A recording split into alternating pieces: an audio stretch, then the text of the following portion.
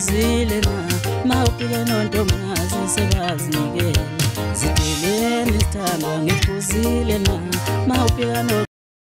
Nina benkosi lina besiloni namakamdla kombane kulo lonke likaMthaniya kulo lonke likaPhunga noMageba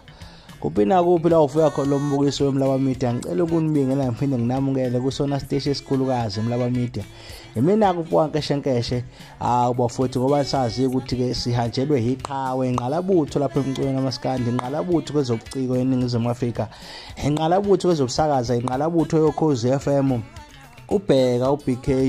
umfoka Mchunu uMatawuzeni awusuma nto siyazi ukuthi ke insizwa kaMaskandi beyivakashele khona lapha na emachunweni izolo usesukile ke nomfoka ukuphosa kwenyathi umthandeni bafowethu igcwame elisha lahamba la yela khona la lahamba namagidangomayo oshilisi